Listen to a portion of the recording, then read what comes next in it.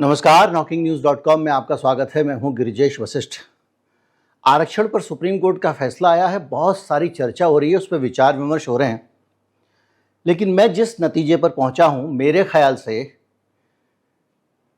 जो अनुसूचित जातियों के आरक्षण में सब कैटेगरी बनाने का फैसला आया है, इससे इस देश में, नोट कर लीजिए, धीरे धीरे आरक्षण खत्म हो जाएगा।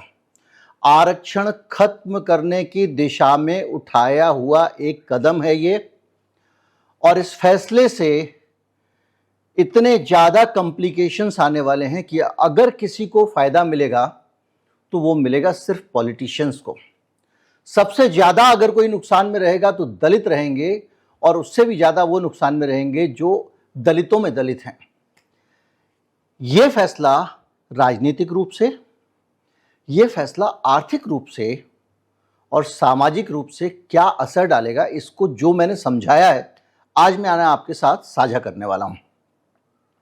कहीं मत जाइए, चैनल को सब्सक्राइब कर लीजिए। मैं अभी हाजिर होता हूं। चैनल को लाइक कर लीजिए, सब्सक्राइब कर लीजिए, शेयर करना है शेयर कर दीजिए, ठीका लगा लीजिए, मेंबरशिप ज्वाइन कर लीजिए, या कुछ भी दो चीज़ें कर लीजिए। मैं भी आया।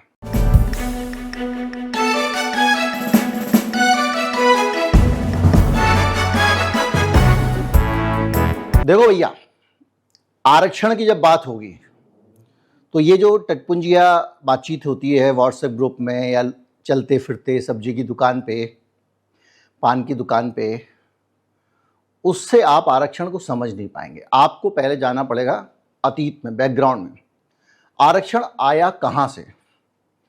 आरक्षण लेकर आए अंग्रेज, और अंग्रेज लेकर नहीं आए बल्कि 1932 में एक समझौता हुआ, एक गोलमेज सम्मेलन हुआ, जिसमें एक समझौता हुआ जिसको भारत के इतिहास के सबसे अहम पूना पैक्ट के नाम से जाना जाता है। इस समझौते में गोलमेज पे अंग्रेजों ने गांधी जी को बिठाया, अंग्रेजों ने अंबेडकर को बिठाया, और उसके अंदर बहुत सारी चर्चाएं हुई, और उसके बाद में ये आरक्षण का फार्मूला निकला। उस सम्मेलन में क्या हुआ था, गांधी जी की भूमिका क्या थी, अंबेडकर की भूमिका क्या थी, ये बहुत लोग सुनना चाहेंगे, लेकिन आज का विषय वो नहीं है। तो 1932 में जब इसको लागू करने का फैसला हुआ तो लागू करने का काम 1931 की जनगणना के आधार पर किया गया।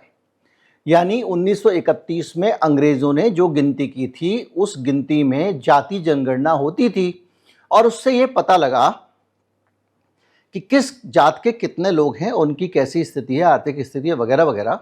क्योंकि सरकारें जब अच्छे से डेटा जुटाती हैं तो नीतियां भी अच्छे से बना पाती हैं। तो पूना पैक्ट बना, और आरक्षण का आधार, जो सबसे महत्वपूर्ण चीज़ है आज समझने की, उस आधार को, वो आधार बनाया गया ऐतिहासिक अस्पृश्यता। यानी पुराने ज़माने से जो छुआछूत चला आ रहा है, जैसे उसमें कई तरह की छुआछूत है। भाई, आपको पानी नहीं भरने देंगे, आप सड़क पे नहीं जा सकते, इसके अलावा मंदिर में नहीं जा सकते, आपका छुआ नहीं खाएंगे, आप अगर घर के सामने से निकलोगे तो, ये बहुत सारी चीज़ें। इन चीज़ों को आधार बनाकर, इन आधारों के ऊपर अंग्रेजों ने आरक्षण दिया। और जब ये आरक्षण बनाया गया तो इसमें एक क्लॉज और किया गया कि इसमें अब कोई बदलाव होगा, इसमें कोई जाति शामिल होगी या कोई जाति इसमें से निकाली जाएगी। बहुत उस वक्त काम हुआ, मेहनत हुई, और जातियों की पहचान की गई। तो अब किससे पहचान, उसमें कोई बदलाव होगा अगर जाति की लिस्ट में, जो लिस्ट बदलेगी तो वो लिस्ट केवल अनुसूचित जातियां जो थी, शेड्यूल्ड कास्ट जो थे, उनसे सहमति से ही किसी को शामिल किया जाएगा और निकाला जाएगा। मतलब ये लिस्ट हो गई, ये फाइनल है। अगर बदलोगे तो इसका लंबा प्रोसेस है, पहली चीज। उसके बाद ये हुआ कि देखिए, आधार क्या बनाया गया? ऐतिहासिक छुआछूत, ना कि आर्थिक आधार बनाया गया। यानी जिनको सदियों से उत्पीड़न झेलना पड़ा है, उन व्यक्तियों को संरक्षण देना, समाज की मुख्य धारा में लाना, कमजोर होने के बावजूद, क्योंकि वो ऐतिहासिक रूप से कमजोर हैं, उनको अवसर नहीं मिले हैं, उनको समाज की मुख्य धारा में भूमिकाएं देना, ताकि वो समाज में अहम हिस्सा बन जाएं और देश के विकास में उनका योगदान समान रूप से रह सके। ये एक आइडिया था। तो क्या आधार बना था?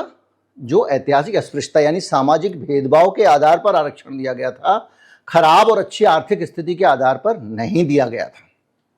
हम जो लोग हैं, जो अपर कास्ट लोग हैं या मिडिल क्लास लोग हैं या शहरों में रहने वाले लोग हैं, हम लोग आर्थिक सोच से आगे सोच नहीं पाते हैं और हमको ये लगता है कि आर्थिक आधार पर ही जो है वो सब ठीक रहता है। नेहरू जी भी इसी तरह सोचते थे। कई जगह उनकी एक चिट्ठी सुप्रीम कोर्ट के फैसले में जिक्र की गई है कि नेहरू जी जो है वो भी चाहते थे कि आर्थिक आधार पर आरक्षण हो। लेकिन ये जो कोटा है, इस कोटे के अंदर जो कोटा बन रहा है उस पर आते हैं, वो कोटा कैसा हो।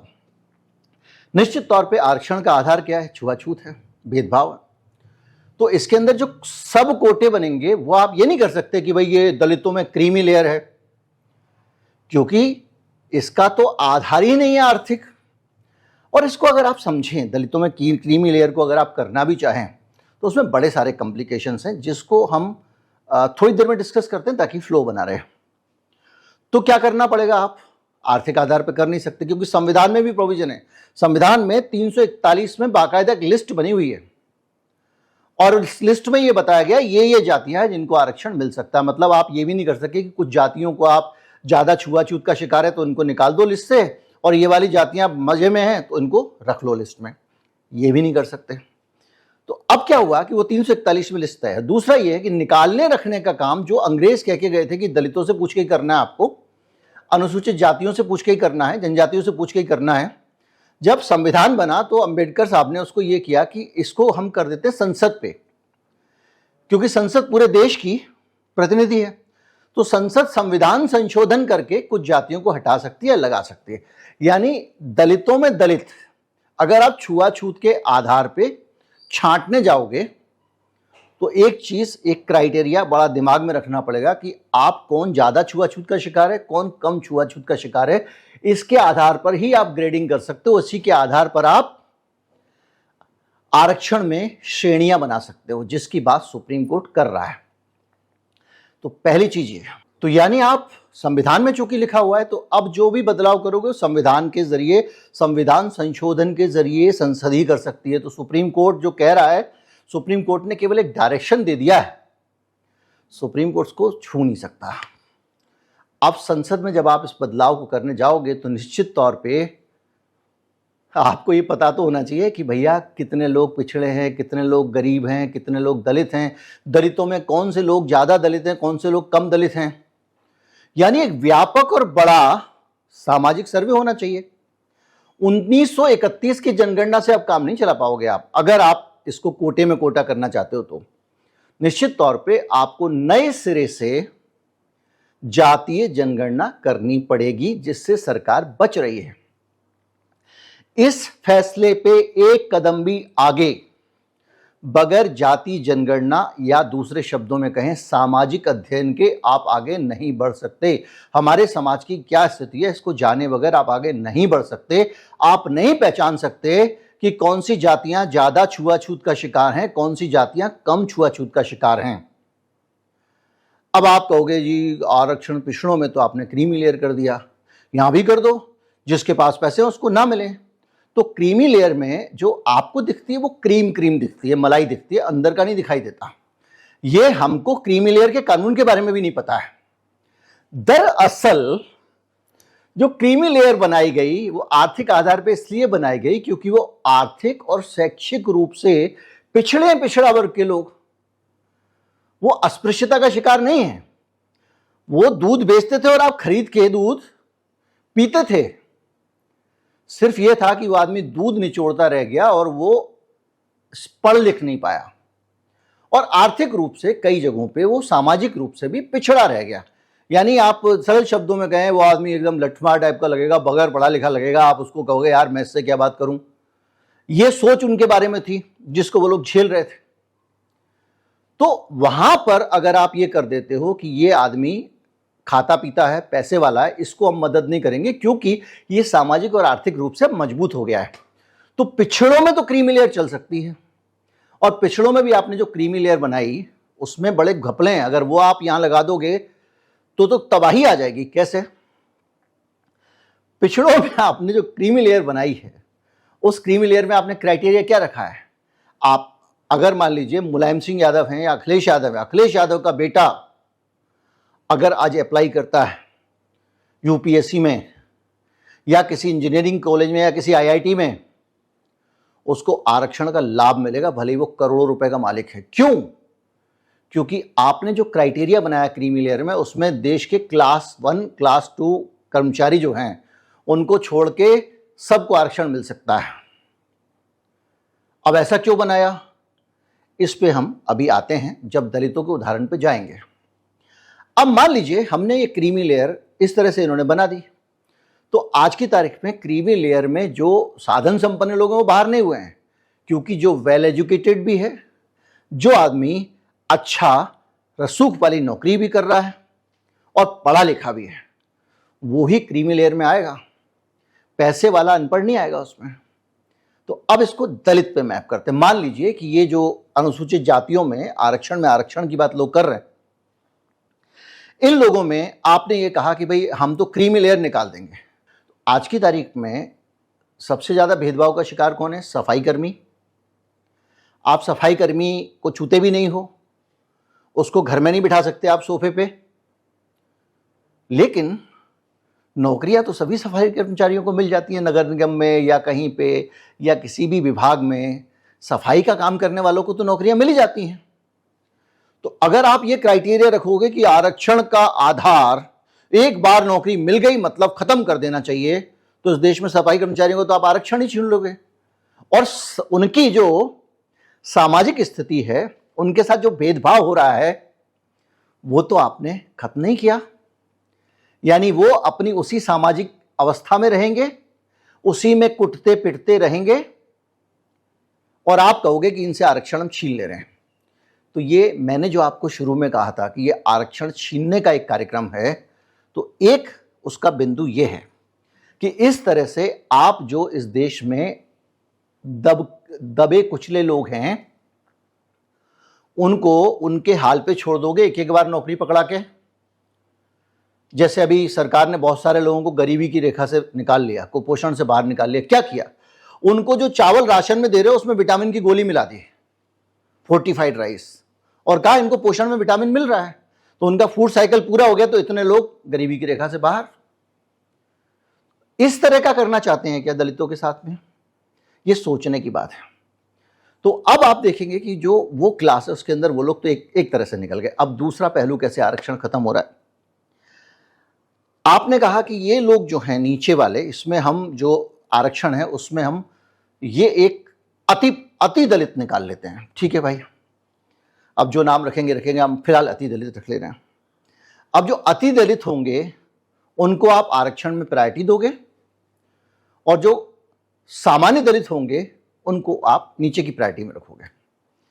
अब मैं अक्सर आपसे कहता हूं कि इस देश में आरक्षण से ज्यादा सबको शिक्षा, सबको काम की जरूरत है। वो जो आदमी है अति दलित वाला, उसके पास प्राइवेट स्कूल नहीं है जहां पे बढ़िया एक टीचर पे 30 बच्चे हों वगैरह वगैरह, ऐसी सुविधा में पढ़ सके। वो जो आया था राइट टू एजुकेशन, उसका कुछ पता ही नहीं है कि वो इसका अमल भी हो रहा है कि नहीं हो रहा है, या स्कूल वाले कुछ गड़बड़ कर दे रहे हैं, किसी को नहीं पता, और उसके बच्चों को एडमिशन मिल भी नहीं रहा उसमें। तो वो जो आदमी है, जो जमीन पे बैठता आदमी खड़े होकर बात नहीं कर सकता, जो पीड़ित है, दलितों में दलित जिसको आप कह रहे हो, जिसको सर पे अभी भी कहीं कहीं जूता रख के निकलना पड़ता है आपके सामने से, उस आदमी का बच्चा पढ़ लिखने की उसको फैसिलिटी मिल नहीं रही है।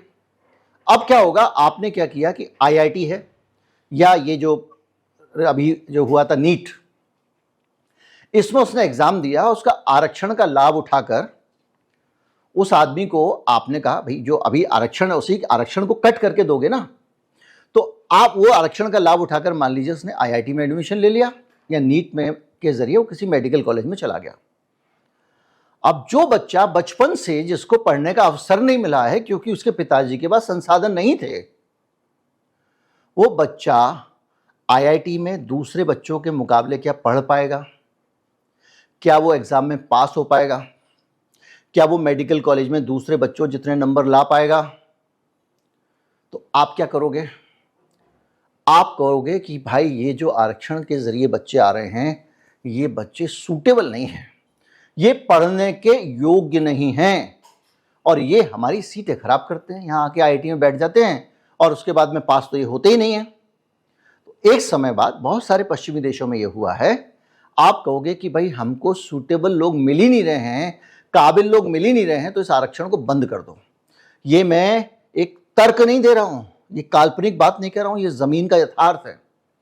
इसी तरह से दुनिया भर में आरक्षणों को खत्म किया गया है और ये जो नियम है ये उस आरक्षण को खत्म करने की दिशा में एक कदम है, क्योंकि आप इन जगहों पर एडमिशन लेने के लिए जिन लोगों ने थोड़ी बहुत काबिलियत हासिल कर ली है दलितों के अंदर, उनको आप अपॉर्चुनिटी से दूर कर दोगे, और जो बेचारा अभी अपने आप को ठीक से तैयार नहीं कर पाया है, उसको अभी उस लेवल पे आना है, उसके बाद वो जाएगा आईआईटी में, उसको आप सीधा आईआईटी में डालोगे और वहां जाके रिजेक्ट करोगे और एक समय बाद कहोगे कि वही सूटेबल कैंडिडेट मिलते ही नहीं है, इसलिए आईआईटी में इनका रिजर्वेशन खत्म किया जाए। हुआ है दुनिया में। दूसरी चीज, नौकरियों में, आज की तारीख में भी नौकरियों में यह होता है कि आपने वैकेंसी निकाली और फिर आप ये लिखते हो कि कैंडिडेट, हमको उचित कैंडिडेट नहीं मिला जो इस काम को संभाल सके, तो आप वैकेंसी खाली छोड़ देते हो। फिर लंबे समय तक जब वो वैकेंसी खाली पड़ी रहती है तो आप एक प्रपोजल लाते हो, उसके बाद उस वैकेंसी पे सवर्णों को भर देते हो। यानी हमको यहां पर अपना काम करने के लिए कंप्यूटर ऑपरेटर चाहिए। दलितों का जो आरक्षण है उसमें आधे मान लीजिए आपने कर दिए ये वाले अति दलित। अब अति दलित आया बेचारा, उसको तो आपने बचपन से ही माहौल नहीं दिया, ना अंग्रेजी का दिया, ना अच्छी पढ़ाई का दिया, ना लिखाई का दिया, ना अच्छे भोजन का दिया, और उसको आपने बिठा दिया वहां पे। अब वो कंप्यूटर ऑपरेटर, भाई टाइप कर कंप्यूटर, वो नहीं चला पा रहा है, तो आपने कहा भाई हमको कंप्यूटर चलाने लायक लोग ही नहीं मिले आरक्षण में, इसलिए सीट खाली है। आदमी आए, रिजेक्ट कर दिए। आदमी 3-4 साल, आप क्या करोगे 3-4-5 साल बाद, 10 साल बाद आप बोलोगे भाई ये पद खाली है क्योंकि हमको उचित कैंडिडेट अति दलित समाज से नहीं मिल रहे हैं। क्या करो, उस सीट को अब अनारक्षित लोगों से भर दो। तो जो दलित का आरक्षण था, जिससे वो वहां पर अनुसूचित जाति का व्यक्ति अपनी जगह ले रहा था, उसको आपने खत्म कर दिया। तो धीरे धीरे करके आप दलित का रिजर्वेशन छीनते जाओगे, अनुसूचित जाति के लोगों को आप आरक्षण देने के बावजूद उनका आरक्षण छीन लोगे। तो क्या हुआ, इस व्यवस्था को बेहतर बनाना था, दलितों के जीवन स्तर को सुधारना था, और जीवन स्तर का मतलब कमाई नहीं होता है, समाज में उनकी इज्जत बढ़ानी थी। उसकी जगह आप क्या करोगे, उनकी नौकरियों के अवसर और कॉलेजेस में एडमिशन के अवसर छीनने जा रहे हो। नोट कर लीजिएगा, कहीं पे 20 साल बाद मौका मिले तो याद कर लीजिएगा कि मैंने ये बात कही थी। अब आते हैं इसके पॉलिटिकल पहलू पे। यह फैसला इस देश में जो दलितों की और पिछड़ों की राजनीति होती रही है, उस राजनीति में दलितों और पिछड़ों का जो प्रतिनिधित्व है उसको छीनने की दिशा में एक कदम है। एक ऐसी सोशल इंजीनियरिंग है जिसमें दलितों को खेमों में बांट दिया जाए। मैं कोई आसमानी और हवा की बात नहीं कर रहा हूं। उत्तर प्रदेश के जो पिछली बार चुनाव हुए थे उसमें पिछड़ा बनाम अति पिछड़ा के नाम पे यादवों को आइसोलेट कर दिया गया था और यह कहा गया था कि यादवों को ही सब जगह बहुत सारे पद मिल रहे हैं और बाकी पिछड़े वर्ग के लोगों को अवसर नहीं मिलते हैं, इसलिए वो पिछड़े वर्ग के लोग आप भड़क जाओ और यादवों के खिलाफ हो जाओ। तो जो पिछड़ों की लीडरशिप थी, जो यादव थे, जिसमें मुलायम सिंह थे, जिसमें लालू यादव थे, उनसे पिछड़ा वोट छिटक गया, यानी पिछड़ों को दो हिस्सों में बांट दिया। फिर आपने क्रीमी लेयर और नॉन क्रीमी लेयर पे भी बांट दिया। वो तो भला हो जाति जनगणना का नीतीश ने कराई तो पता चला कि यादवों की आबादी अनुपात में पिछड़ों के अंदर ज्यादा है, इसलिए उनकी तरफ से लोग ज्यादा चुन के आ रहे हैं। जब वो ज्यादा होंगे तो ज्यादा दिखेंगे तो उन्होंने इसको, तो क्या हुआ, इन्होंने पिछड़ों के बीच में एक डिवाइड किया, एक ऐसी सोशल इंजीनियरिंग की जिसमें यादव बनाम अन्य पिछड़ा खड़ा कर दिया। अभी क्या है कि देश में जो दलित है, अनुसूचित जाति है, पिछड़े हैं, ये सामाजिक न्याय का जो वोट है, जो हमेशा कुछ फोर्सेस को बहुत अखरता है इस देश में, जिनकी छाती पे सांप लौटता है, जो इससे परेशान होते हैं, वो सब लोग इसको बदल देंगे इस विमर्श में कि तू अति पिछड़ा, तू अति दलित, ये दलित, तू अति दलित, तो हम जो है महादलित, अति दलित जो है, हम उसके आदमी हैं, हम उसकी तरफ से लड़ रहे हैं। तो जो दलित वोट है उसको बांट लेंगे और उसके बंटवारे का फायदा किसको मिलेगा? अगली जाति के नेताओं को, क्योंकि वो अलग अलग जगहों पे वोट डलवाएंगे। मैंने आपको बताया था कि पिछली बार चुनाव में अभी क्या हुआ बिहार में चुनाव के टाइम पे ये कहा गया कि भाई अगर बीजेपी को और नीतीशवा को हराना है तो एक ही रास्ता है आपके पास। बोले क्या रास्ता है? बोले मायावती को वोट डालो, और मायावती के ऊपर वोट डलवा के वोट कटवा बना दिया गया। तो ये जो खेल करते हैं पॉलिटिशियंस, इन खेलों में जनता को फंसा के दलित, महादलित, अतिदलित के नाम पे वो उनको शोषण करेंगे। और इस पॉलिटिक्स की शुरुआत इस तरह की व्यवस्था से होगी। अच्छा, पॉलिटिक्स जो होगी हवा हवाई होगी। क्यों हवा हवाई होगी? क्योंकि आप पॉलिटिक्स तो करोगे लेकिन एक्चुअल आंकड़ा किसी के पास नहीं है कि कौन सी जाति के कितने लोग हैं। और एक्चुअल आंकड़ा लाने के लिए सरकार को बहुत मेहनत करनी पड़ेगी, क्योंकि अगर आपको आर्थिक आंकड़ा लेना होता तो आप सर्वे करा लेते हैं और पता कर लेते भाई ये इतने लोग सरकारी नौकरी में हैं, इतना इनका वेतनमान है, तो बस ठीक है, इनको निकाल दो। जैसा आपने वहां पे भी आपने पिछलों में बहुत मेहनत नहीं की, आपने यही किया कि जो अच्छे अच्छे पदों पे हैं उनकी शिक्षा भी ऊंची होती है, इसलिए अच्छे पद में हैं, उनकी आमदनी भी अच्छी होती है, तो उनको क्रीमी में डाल दो। यही किया आपने, क्रीमी लेयर में डाल दिया उनको। तो उसी की तर्ज पे आप आने वाले समय में, अब आप नहीं कर सकते तो आपको क्या करना पड़ेगा? आपको हिंदुस्तान में पूरा सामाजिक अध्ययन जो 1931 में अंग्रेजों ने किया था वो करना पड़ेगा। श्रेणियां बांटनी होगी। भाई कौन से वाले दलित ऐसे हैं जिनको लोग छूना भी नहीं चाहते? ठीक है भैया, 5-8 क्राइटेरिया बनाने पड़ेंगे। कौन से लोग हैं जो भोजन को नहीं छू सकते? कौन से लोग हैं जो कुएं पे पानी नहीं भर सकते? कौन से लोग हैं जो घर के सामने से नहीं निकल सकते?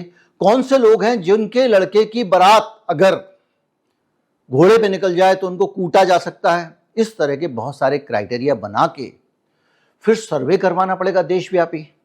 उस देशव्यापी सर्वे के आधार पर आप ग्रेडिंग करोगे कि ये दलित अभी भी महादलित हैं, अति दलित हैं, इनको कोई पूछ ही नहीं रहा है, इनके साथ बहुत ज़्यादा अन्याय है, तो इनको हम आरक्षण का लाभ देंगे। तो सरकार जो है उसको इतना ज़्यादा इस मामले में काम करना पड़ेगा, जो हिंदुस्तान की ब्यूरोक्रेसी जहाँ झंझट हो उस चीज़ को ठंडे बस्ते में डाल देती है।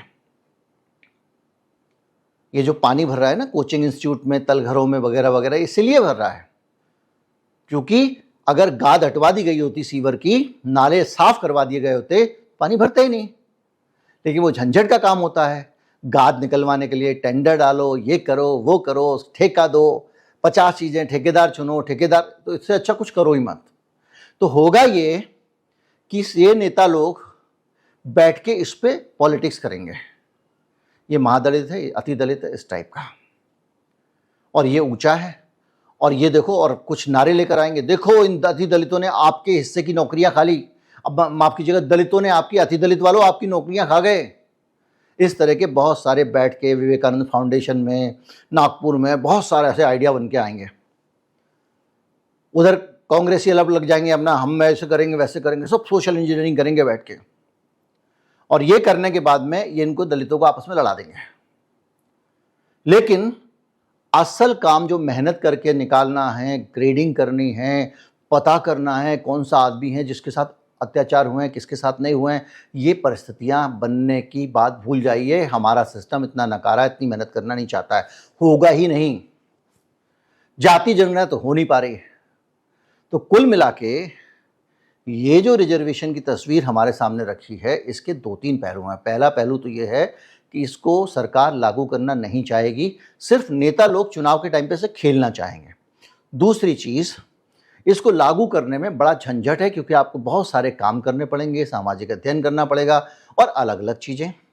तीसरी चीज़, सुप्रीम कोर्ट के फैसले में साफ कहा गया कि आप आर्थिक आधार पर मलाईदार के उस पर नहीं कर सकते। आप उनकी टिप्पणी देखिए जस्टिस चंद्रचूड़ की, तो जाहिर बात है आपको सामाजिक अध्ययन भी करना पड़ेगा, क्योंकि संविधान वही कहता है, क्योंकि 1931 में आरक्षण का आधार ही ऐतिहासिक अस्पृश्यता बनी थी। आप अपना कोई फार्मूला तो डाल नहीं सकते हैं, तो आपको करना पड़ेगा सामाजिक अध्ययन, पहली चीज। दूसरी चीज, अगर ये सामाजिक अध्ययन सब कुछ आपने कर भी लिया और उसको लागू कर भी दिया, तो ये दलितों का आरक्षण खा जाएगा, जैसा मैंने आपको बताया। उम्मीद करता हूं कि इस वीडियो में गंभीर बातें आप समझ गए होंगे। अच्छा लगा हो, एक लाइक और एक शेयर बनता है। नमस्कार, जय हिंद।